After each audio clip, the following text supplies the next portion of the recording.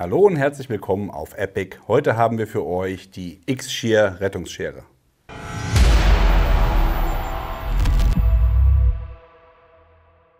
Jeder Verbandskasten hat eine oder sollte zumindest eine haben. An jedes IFAK oder an jede Sanitäterausrüstung gehört eine, die Rettungsschere oder Kleiderschere oder wie ihr sie auch nennen wollt. Gerade dieses Modell hier, das kennen sehr viele, günstig, aber das war es auch schon. Also außer günstig kann man mit dieser Schere tatsächlich nicht sehr viel anfangen. Hat einen Polymergriff, ist nicht wirklich scharf, ist relativ scharfkantig hier vorne im vorderen Bereich. Also die Gefahr einer Sekundärverletzung durch die Schere ist durchaus gegeben. Genau aus diesem Grund haben wir so eine Schere tatsächlich noch gar nicht wirklich im Einsatz, sondern nutzen bei uns aktuell die gute alte Leatherman Raptor Rettungsschere. Die kennt ihr auch. Ist eine sehr, sehr geile Schere, kann sehr viel, kostet aber auch sehr viel und hat noch einen großen Nachteil, wo ich jetzt sage, da kommt die X-Shear ins Spiel. Und das ist das Format. Bei der Leatherman Raptor habt ihr natürlich mit dabei ein Lineal, ihr habt einen CO2-Schlüssel für die Sauerstoffflaschen, ihr habt einen Ringschneider, einen Gurtschneider und einen Glasbrecher mit dabei. Und man kann sie nochmal hier, wie ihr eben gerade schon gesehen habt, zusammenklappen und sie gut im kleinen Format hier entsprechend im Holster tragen. Alles schöne Sachen, aber natürlich hat das auch einen großen Nachteil. Ich habe hier viele Gelenke, viel was sich hier bewegt und viele Sachen, die ich vielleicht für den Rettungsdienst als Einsatzkraft oder sonst irgendwie gar nicht brauche. Und genau da hat die X-Shear ihren riesen Vorteil, denn sie ist sehr, sehr schlank und sehr, sehr klein. Wir fangen aber mal von vorne an und schauen mal, was die Scheren so an Gewicht auf die Waage bringen. Hier die einfache 0815 Kleiderschere wiegt 53 Gramm. Dann kommt die Raptor. Hier haben wir 160 Gramm. Und jetzt die X-Shears. Die hat 108 Gramm. Also ihr habt hier schon mal eine kleine Gewichtsersparnis. Von der Schnittlänge her, von der Klingenlänge her ist es ungefähr gleich. Bei der Raptor sind es knapp 5 cm, hier haben wir 5,5 cm. Das ist halt hier auch durch die leichte Wölbung entsprechend nochmal ein bisschen mehr. Vom Material her nutzen beide Scheren gehärteten Edelstahl 420er. Hier ist er nochmal mit Titan schwarz beschichtet. Und was ich aber jetzt persönlich finde, was diese Schere hier so besonders macht, ist die Griffigkeit. Ich finde bei so einer Schere, gerade wenn man jetzt auch nochmal damit härtere Sachen durchschneiden muss, dann sollte die auch wirklich bequem sein. Egal, ob man jetzt Handschuhe trägt oder keine Handschuhe trägt. Die Raptor hat hier zwei große Löcher, entsprechend aus Polymer gefertigt. Also der Griff ist komplett aus Polymer gefertigt. Hier das größere Loch für 2 Finger und oben das Daumenloch für natürlich nur den Daumen. Das haben wir hier auch so, nur hier ist das Ganze Polymer in Verbindung mit Gummi, also es ist gummiert. Das heißt, es gibt einen sehr, sehr soften Grip, was das Ganze natürlich deutlich vereinfacht beim Schneiden. Bleibt uns jetzt ja eigentlich nur noch ein Schnitttest, um mal zu gucken, ob diese Schere denn wirklich besser schneidet oder besser ist. Bevor wir mit dem Schneiden anfangen, muss natürlich der Griff in der Schere richtig sitzen. Das haben alle Scheren gemeinsam. Wir haben hier ein großes Fingerloch für Mittelfinger und Ringfinger und hier oben nochmal eine Mulde, wo der Zeigefinger abgelegt werden kann.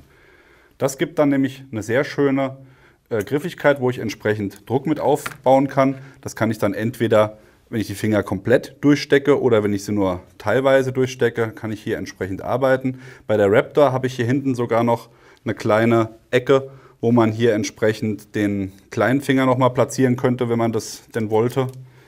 Und bei der X-Shears ist der kleine Finger so ein bisschen verloren, den kriegt man hier aber auch noch gut mit rein. Also man kann hier wirklich mit 3 Fingern, das hängt natürlich immer von eurer Hand ab. Ich habe jetzt nicht unbedingt die größten Hände, aber auch nicht die kleinsten. Also von daher, ich komme hier mit 3 Fingern super rein, egal ob ich die ganz reinstecke oder ob ich die nur teilweise reinstecke.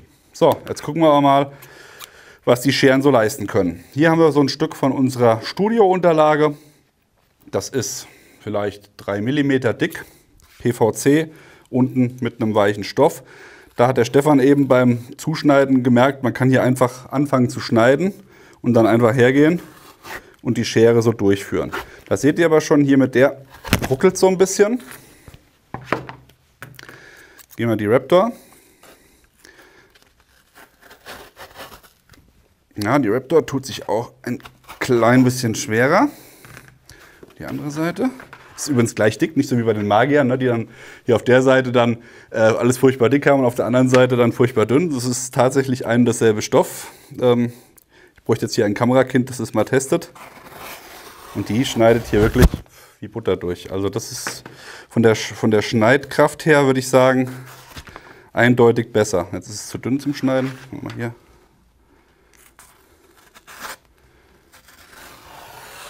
Also das geht schon deutlich flüssiger, muss ich sagen. So, das wäre jetzt mal was Einfaches. Machen wir ein bisschen schwerer.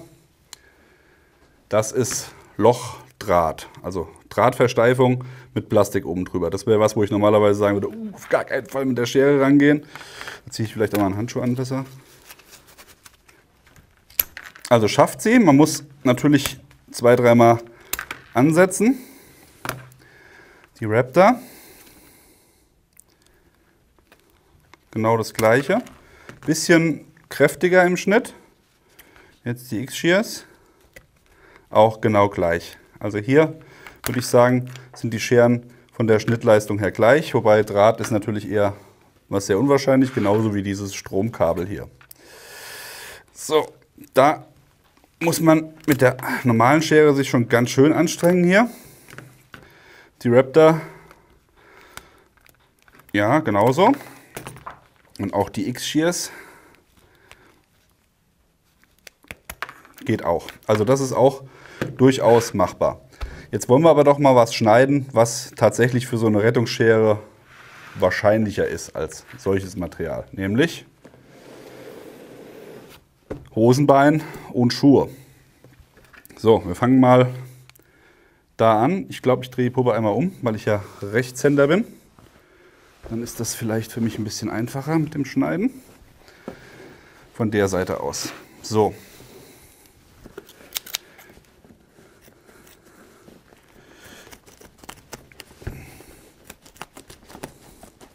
Also die tut sich hier, seht ihr ja schon, ganz schön schwer, muss man ja sagen. Also dafür, dass es ja eigentlich nur Jeansstoff ist. Nehmen wir mal neue Stelle und die Raptor. Also das geht hier schon deutlich besser, wie ihr sehen könnt. Oh, Bein schon abgestorben, müssen wir amputieren. Dann nehmen wir das hintere Bein. Jetzt muss ich kurz überlegen, dass ihr das gut sehen könnt. Vielleicht richte ich das ein bisschen auf. So, und die X-Shears. Also auch hier sehr gutes Schnittverhalten, würde ich sagen. Also vom Schnitt her an der Jeans, Raptor und die X-Shear gleich auf. Die hier könnt ihr getrost vergessen, meiner Meinung nach. Die ultimative Herausforderung und wahrscheinlich auch etwas, was ihr im Alltag bzw. im Einsatz am ehesten antreffen werdet, ist natürlich einen Fuß aus einem Schuh befreien, weil der aus irgendwelchen Gründen nicht mehr über den normalen Weg ausziehbar ist. Das heißt, hier müsste ich jetzt einen schweren Lederstiefel aufschneiden. Wir fangen mal wieder mit der günstigen Kleiderschere an.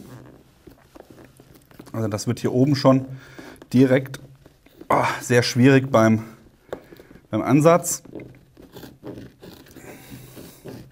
Also es geht, aber man tut sich sehr schwer und vor allem muss man natürlich dazu sagen, sie ist zwar hier abgerundet, aber sie ist dadurch, dass sie auch so dünn ist im Vergleich zu den anderen beiden Scheren, ist es so, dass die hier relativ schnell da verletzen könnte. Also gerade hier beim Fuß würde ich sagen, da hätte ich kein gutes Gefühl bei, die zu benutzen.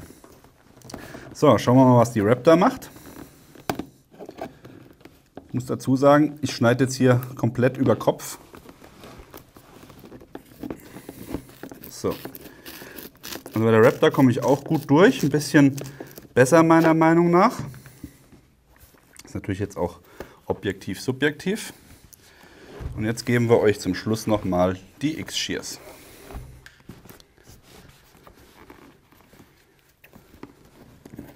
Also die schneidet hier echt wie Butter, das ist krass.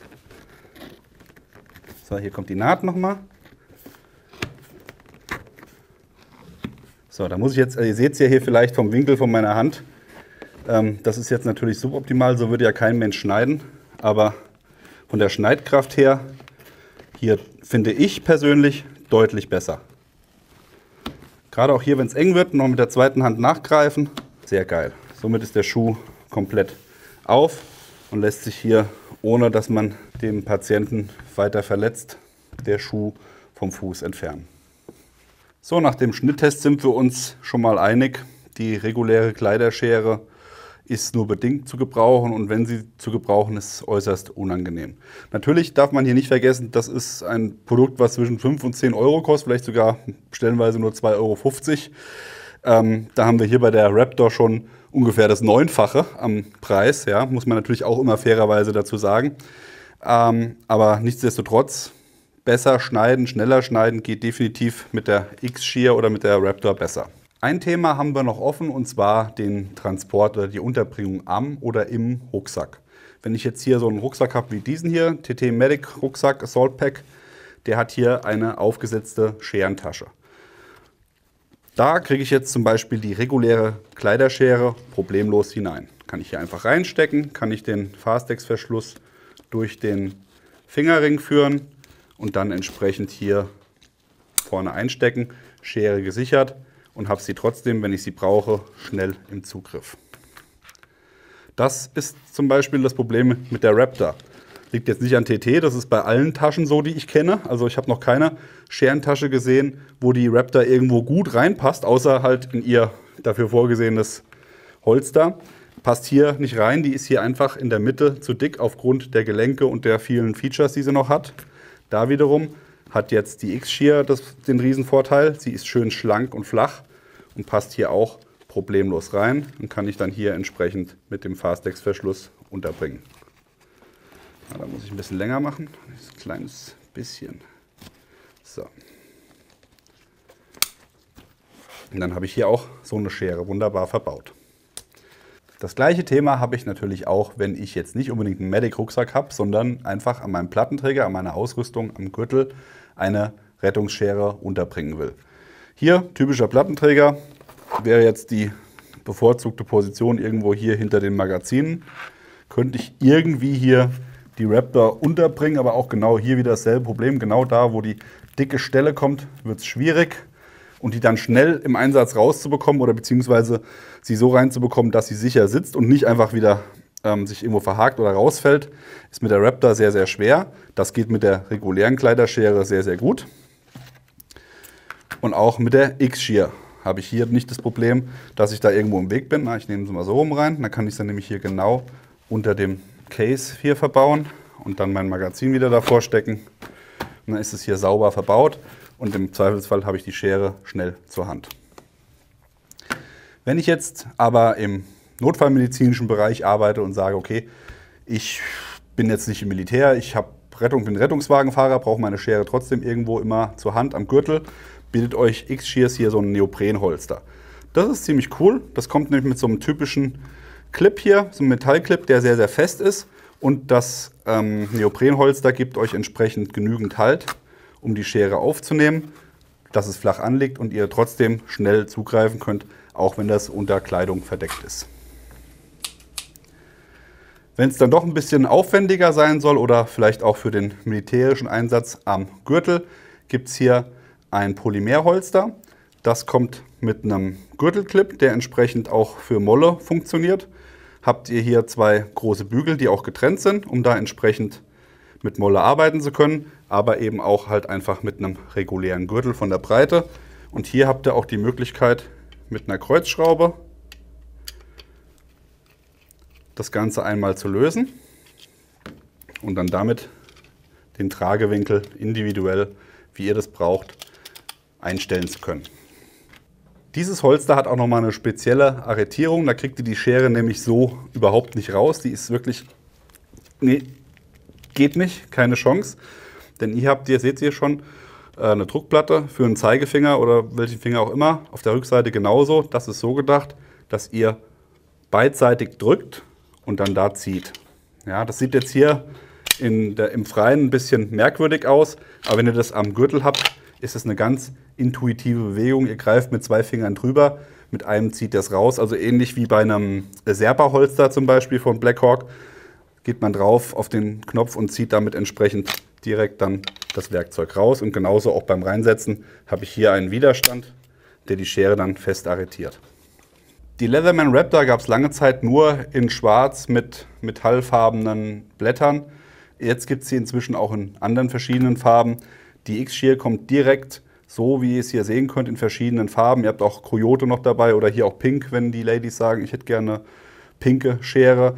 Die Scherenblätter entsprechend hier schon Titan beschichtet. Gibt es aber auch nochmal Metallfarben, wenn ihr das so haben wollt. Hier sind nochmal ein paar Farben mehr. Und alles Weitere findet ihr dann im eingeblendeten Link. Jetzt kommen wir zum Fazit. Ist die X-Shear besser als alles andere, was wir hier so euch gezeigt haben? Nein, besser würde ich nicht sagen, aber auch nicht schlechter. Die X-Shears ist im Vergleich zur Raptor von der Schnitthaltigkeit, von der Griffigkeit her ungefähr identisch. Da ist mal die ein bisschen besser, da ist mal die ein bisschen besser. Hier finde ich eindeutig besser die Griffigkeit und auch von der Schnitthaltigkeit finde ich sie ein bisschen effizienter durch den gebogenen Schliff. Hier habe ich vielleicht ein bisschen mehr Kraftübertragung und hier habe ich natürlich definitiv auch mehr extra Werkzeuge, wenn ich sie denn brauche. Ja. Muss jeder für sich entscheiden, welche Schere denn wirklich gut ist. Da ist, denke ich, auf jeden Fall ein gutes Argument der Preis. Ja. Habe ich ja vorhin schon gesagt, die liegt hier irgendwie im 5 bis 10 Euro Bereich. Die ist irgendwo knapp bei der 100 und die hier, die ist genau in der Mitte.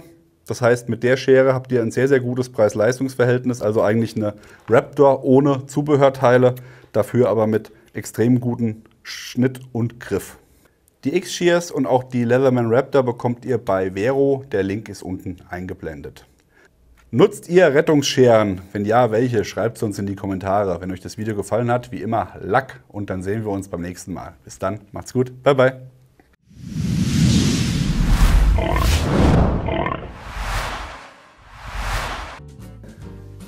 Das gleiche Thema habe ich natürlich auch, wenn ich jetzt nicht unbedingt einen Sunny-Rucksack habe, sondern meinen Plattenträger. Sag nicht Sunny! Wieso nicht? Das ist eine Beleidigung, das heißt Sanitäter. Oder Medic, ja. Aber nicht Sunny. Dieses Holster hat auch eine sehr spezielle Arretierung. Also hier kriegt ihr die Raptor Leather. Nutzt ihr Rettungsscheren? Wenn ja, welche? Schreibt es uns in die Kommentare. Wenn euch das Video gefallen hat, wenn ihr noch Fragen habt. Lack. Muss jeder für sich entscheiden, welche Schere denn wirklich gut ist. Da ist, denke ich, auf jeden Fall ein gutes Argument der Preis. Ja. Habe ich ja vorhin schon gesagt, die liegt hier irgendwie im 5 bis 10 Euro Bereich. Also Stefan, ich sag dir, das war eine unglaublich blöde Idee mit dem Dreh heute. Ich hätte mal Wechselklamotten mitnehmen sollen. Naja, aber ist noch gut, kann man noch verwenden. In diesem Sinne macht's gut, bye bye.